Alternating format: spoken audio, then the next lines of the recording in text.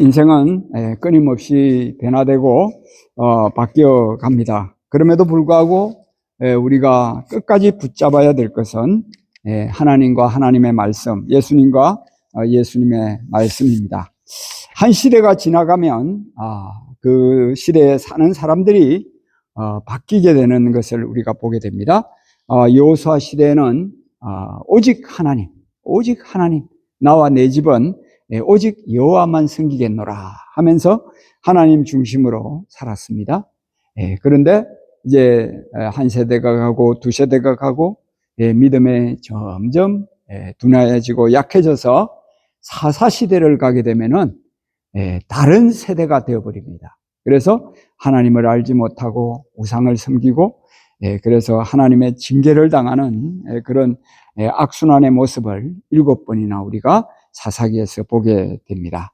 자, 오늘 이 나훔의 말씀은 우리가 지난주에 보았던 요나서에 이어서 니느웨에 대한 심판의 말씀입니다.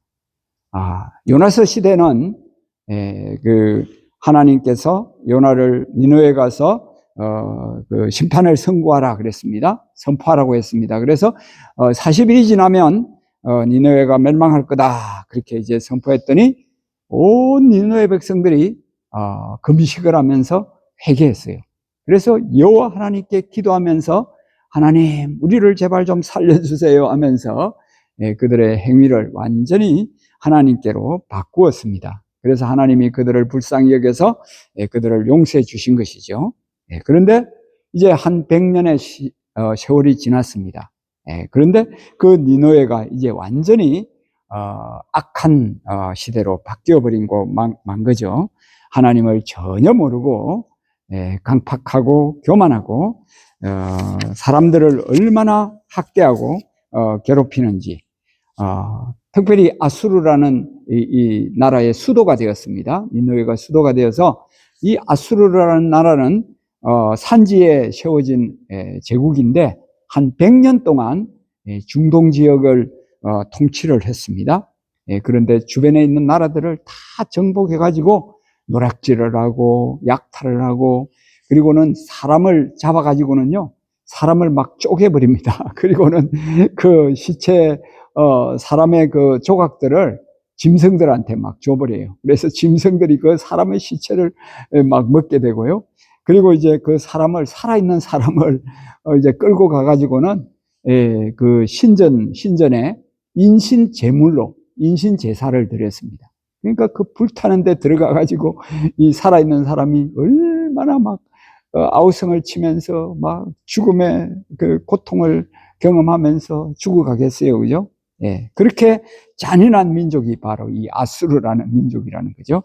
그 아수르에 대해서 하나님께서 나훔 선지자를 보내셔가지고 이제 심판의 말씀을 전하는데 그들이 회개하지 않아요. 그래서 니느웨가 완전히 이제 멸망하게 됩니다. 612년에 그 바벨론 그리고 이제 그 메대 연합군에 의해서 주전 612년에 완전히 멸망하게 되는 그 내용이 이제 나훔서 1장에서 3장까지 말씀이 되겠습니다. 그래서 3일간 나훔서로 하나님의 말씀을 봅니다. 자, 1절 니느웨에 대한 경고, 아수르의 수도인 니느웨 여기에 대한 하나님의 예언의 말씀이죠. 하나님의 말씀이죠. 엘고스 사람 나훔의 묵시의 글이라 그랬습니다. 나훔이 하나님의 환상을 보고 하나님의 비전, 하나님의 메시지를 지금 선포한 것이 이 나훔서라는 거죠. 자, 2절에 여호와는 어떤 분인가 이걸 이제 2절 3절에 말씀합니다. 질투하시며 보복하시는 하나님이시라. 여호와는 보복하시며 진노하시되 자기를 거스르는 자에게 여호와는 보복하시며 자기를 대적하는 자에게 진노를 품으시며 여호와는 노하기를 더디하시며 권능이 크시며 벌받을 자를 결코 내버려 두지 아니하시느니라 그랬습니다. 하나님이 어떤 성품을 가지고 있는가, 하나님이 누구신가, 예수님이 누구신가, 우리가 신앙생활 하면서 이게 제일 중요한 거죠. 그래서 예수님을 우리가 닮아가고 하나님을 닮아가는 건데, 자, 하나님은 여기 보복하신다는 말을 2번이나 하죠. 보복하신다. 그래서 3번이나 말하고 있는데, 바로 하나님의 원수들, 이스라엘 백성들에게는 이 니느웨가 원수와 같았습니다. 이스라엘을 괴롭히고 유다를 괴롭히고 점령하고 막 약탈을 하고 그랬으니까 이 하나님의 백성들을 괴롭히는 이 니느웨, 이 아수르에 대해서 하나님이 보복하신다는 거죠. 진노하신다는 거죠. 그래서 멸망시킬 수밖에 없는, 그래서 진노를 품으시고, 자, 그런데 여기 보니까 질투하시며 또 노하기를 더디하신다, 그렇게 말씀하고 있어요. 출애굽기 34장에도 하나님께서 모세에게 너희 이스라엘 백성들을 향해서 이제 우상을 막 섬기고 그러잖아요. 그 뭡니까, 애굽에서 섬기던 그 금송아지를 만들어 가지고 얼마나 우상 앞에서 막 춤을 추면서 이 금송아지 신이 우리를 애굽에서 해방시킨 분이다, 인도한 분이다, 막 그러면서 춤을 추고서 그 우상을 이제 섬기잖아요, 그죠? 그때 모세가 그 돌을 막 깨뜨려 버리죠. 십계명 두 돌판을. 그런데 하나님께서 모세를 통해서 주시는 말씀은 여호와 하나님은 질투하신다, 오래오래 참으신다, 노하기를 더디하신다, 이런 말씀을 하셨습니다. 우리가 믿는 하나님은 언약의 하나님이라서 사랑, 하나님의 그 인자가 크신데 그 인자의 뒷면을 보니까 바로 이 질투라는 거죠. 질투. 그래서 언약의 하나님의 인자하신 사랑의 뒷면이 바로 질투. 그래서 하나님은 우리가 우상을 섬기고 세상을 섬기고 다른 것을 섬기는 것을 질투하신다는 거죠. 하나님이 하나님만을 섬기고 예수님만을 섬기기를 원하신다는 겁니다. 그게 하나님의 질투이시다. 그리고 그 노하기를 더디하신다, 그렇게 말씀합니다.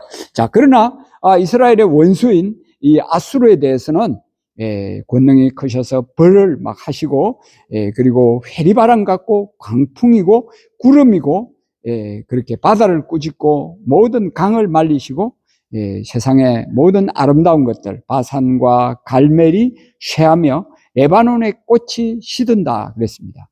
바산 얼마나 아름답습니까? 갈릴리 오른쪽에 바산 골란, 뭐 너무나 비옥하고 너무나 멋있는 그런 언덕입니다. 그리고 이제 그 갈멜산 너무나 멋있고 너무나 아름다운 거죠. 지중해를 바라보면은 뭐 정말 멋있습니다. 그런 그 멋있는 아름다운 땅인데 그것도 다 하나님이 쇠하게 하실 수 있고, 또 레바논, 그 너무나 멋있는 곳인데 지금은 헤즈볼라가 있어가지고 좀 악명이 높아졌습니다만, 그 레바논이 너무나 아름다운 백향목 있는 그 지중해변에 있는 그 레바논. 그런데 이 모든 꽃들도 시들 수밖에 없다는 겁니다. 인간의 그 자랑, 아수르의 그 100년 동안이나 중동을 제패하던 그 모든 자랑들이 아무것도 아니라는 것이죠. 하나님께서 홍해를 말리시고 또 요단강을 말리시고, 그런 전능하신 하나님이 이제 아수르를 징벌하신다 하는 거죠. 그래서 5절에도 산들이 진동하며 작은 산들이 녹고 그 앞에서는 땅 곧 세계와 그 가운데 있는 모든 것들이 솟아오른다. 그래서 6절에 누가 능히 하나님의 분노 앞에 서며 누가 능히 하나님의 진노를 감당하랴. 하나님의 진노가 불처럼 쏟아지니 그로 말미암아 바위들이 깨지는도다 그랬습니다. 그래서 우리는 빨리 하나님 앞에 항복해야 되는 거죠. 하나님 앞에 천부여 의지없어서 손들고 옵니다 그러면서 하나님 앞에 회개하고 하나님께로 돌아와야 됩니다. 그죠? 자, 그럴 때 7절에 보니까 여호와는 선하시다, 환난 날에 산성이시다, 자기에게 피하는 자들을 아신다, 이렇게 말씀하세요. 우리가 믿는 하나님이 어떤 분이라고요? 선하신 하나님, 좋은 하나님이라는 거죠. 자, 그래서 15절에도 보면은 볼지어다 아름다운 소식을 알리고 화평을 전하는 자의 발이 산 위에 있도다 그랬습니다. 여기 아름답다, 이 표현도 바로 여기 선하시다 하는 것과 같은 말입니다. 하나님은 좋으신 하나님, 선하신 하나님. 그래서 우리가 하나님을 믿고 믿음 안에서 살아갈 때 우리에게도 환난이 있습니다. 질병이 있습니다.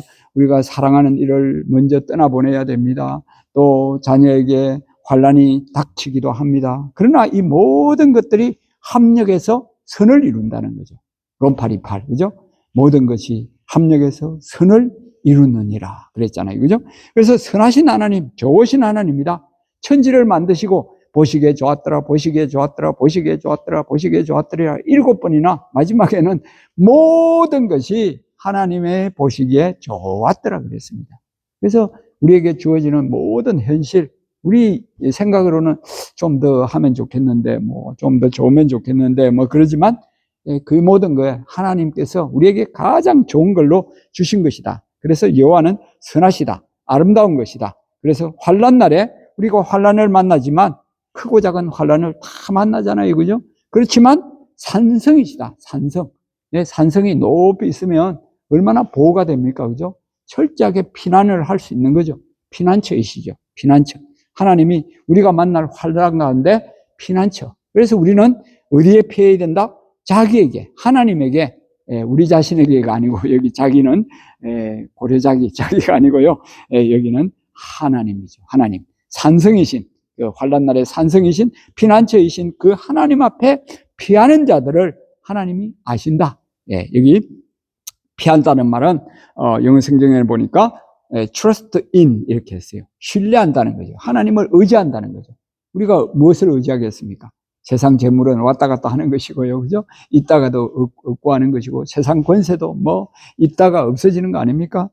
그러나 여호와 하나님은 어제나 오늘이나 영원토록 동일하신 거죠. 그래서 하나님 앞에 피하라, 하나님을 신뢰하라, 의지하라, 하나님을 신뢰하는 자를 알아주신다. 여기 안다는 말은 돌보신다는 말입니다. 철저하게 하나님이 우리의 모든 것을 케어하신다는 거죠. 우리의 미래도, 지금도, 내일도, 1년 후에도, 우리의 세상 끝날 때까지 하나님이 우리의 모든 것을 케어하시는 분입니다. 돌봐주시는 분입니다. 그래서 하나님을 의지하고 신뢰하고 하나님께로 나올 때 하나님께서 다 이제 돌봐주신다. 우리 자녀들도 돌봐주시고 모든 걸 하나님이 돌봐주신다. 자, 그런데 8절에 원수에 대해서는 범람하는 물로 진멸하시고 대적들을 흑암으로 쫓아내신다. 그래서 여호와께 대하여 무엇을 꾀하느냐? 온전히 멸하시리니 재난이 다시 일어나지 아니하리라. 가시덤불이 같이 엉클어졌고 술을 마신 것 같이 취한 그들은 마른 지푸라기 같이 모두 탈 것이거늘. 그래서 그 중동지대를 막 약탈을 다 하고 주변의 나라들을 막 괴롭히고 그렇게 사람을 막 자르고 막 짐승한테 던지고 인신제물로 막 이렇게 참 비참하게 만드는 그런 아수르지만요, 가시덤불이 엉클어진 것 같다는 거죠. 가시덤불 엉클어진 거 보셨죠, 그죠? 얼마나 초라하고 보잘것 없습니까, 그죠? 그리고 술을 마신 것 같이 취한 자들이라는 거죠. 그들이 취한 자들, 세상에 취해져 있는, 우리는 세상에 취하면 안 되죠. 성령에 취해야 되겠죠, 그죠? 그래서 마른 지푸라기 같이 될 수밖에 없다는 겁니다. 마른 지푸라기. 뭐 바람이 좀 불어도 그냥 날아가 버리고 마는 거죠. 인생이 그렇게 무상하고 아무것도 아닙니다, 그죠? 11절에 여호와께 악을 꾀하는 한 사람이 너희 중에 나와서 사악한 것을 권하는도다. 이 사악한 존재들이라는 거죠. 사악한 존재들. 자, 그런데 여호와께서 뭐라고 말씀하십니까? 12절에 그들이 비록 강하고 많을지라도 반드시 멸절을 당하리니 그가 없어지리라. 내가 전에는 너를 괴롭혔으나 다시는 너를 괴롭히지 아니하리라. 이 너는 이스라엘 백성들입니다. 유다 백성, 하나님의 백성입니다. 그죠? 그래서 이 원수 아수르가 강하고 많을지라도 멸절을 당할 수밖에 없다는 거죠. 여러분, 그 세상에는 이 숫자를 뭐 중시합니다. 그 군대가 얼마나 숫자가 많으냐, 뭐 이걸 봅니다. 힘이 얼마나 강하냐, 뭐 이렇게 봅니다. 그런데 전능하신 하나님 앞에는 이 강한 게 아무 소용이 없어요. 골리앗이 아무 소용 없잖아요. 다윗 앞에, 그냥 소년 앞에 끄꾸러지고 말잖아요, 그죠? 기드온 시대에 300명의 용사를 가지고요, 14만 5천 명의 그 미디안 연합군을 싸워 이긴 거예요. 이 14만 5천 대 300명이라고 그러면은 이건 1대 450명입니다. 1대 450. 그럼 이건 전쟁이 아닌 거죠. 뭐 백발백중 이스라엘이 지는 겁니다. 그런데 결과는 뭡니까? 하나님이 이기시는 거죠. 하나님. 기드온의 그 300 용사들이 14만 5천 명의 미디안 군사를 이기는 겁니다. 그죠? 그래서 강하고 많을지라도 이걸 무서워하면 안 돼요, 우리가. 강하고 많을지라도 무서워하지 말고 오직 하나님만을 신뢰하고 예수님만을 의지하면서 살아가라는 거죠. 자, 13절에 이제 내게 지은 그의 멍에를 내가 깨뜨리고 결박을 끊으리라. 그래서 아수르가 이스라엘을 멸망시켜 버리잖아요. 722년에. 그리고 또 유다를 막 점령하려고 그러고 막 약탈을 하고 그러잖아요.